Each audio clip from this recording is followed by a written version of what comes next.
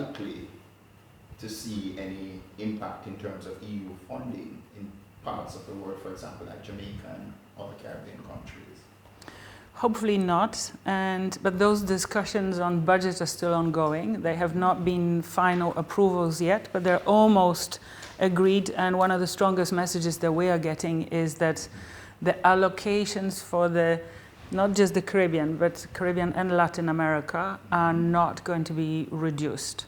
So given the economic difficulty that Europe is going to be in, the commitment to assistance, the commitment to developing partners is there and will continue. So I'm quite confident. What it will mean in specific bilateral allocations and what it will mean in terms of balance of regional funds versus bilateral funds, it's too early to say. But I do know that there is commitment to make the funding much more flexible, not locked into a long period of time into sectors without possibility of top-ups. So given my experience of how well Jamaica was doing until COVID came, although also how fantastically Jamaica is handling the pandemic and the response to it, but how well it was doing, it would be a prime candidate not only for funding but also for top-ups if the partnership is going well. What are your thoughts on the current timeline to achieve the ambitious goals of Vision 2030 for us? Your question is very pertinent and very difficult to be very precise about, because I think the whole world has to reset. None of us were prepared for the extent of impact that the pandemic is still going to have. We haven't even started capturing the full impact on economies, on people's lives in particular. Just this morning I heard the second strand of the virus is much more contagious, perhaps not more lethal, but more contagious. So that just allows your imagination to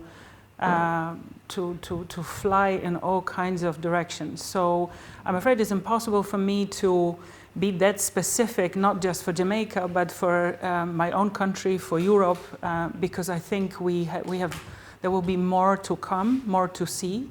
And all we can do is try to prepare for it as well as we can. I know the government is already revising the Vision 2030. There's no doubt there'll be setbacks wherever we are in the world, impact on economy, impact on people's lives. I was watching news this morning from Europe about the spreading rate of poverty in, amongst the poorer population who've lost their jobs and who can no longer feed themselves and their families.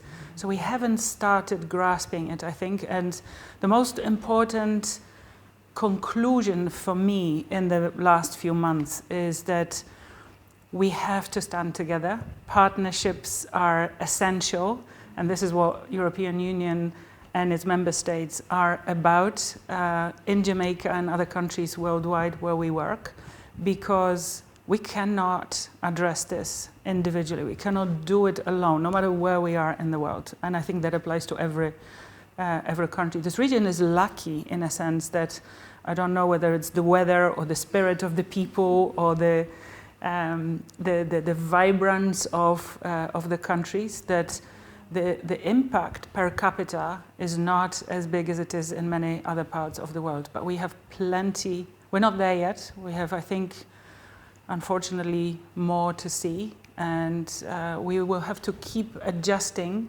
as we learn what exactly it will mean for people of Jamaica, people of the Caribbean region, people of Latin America, people of Europe, people worldwide.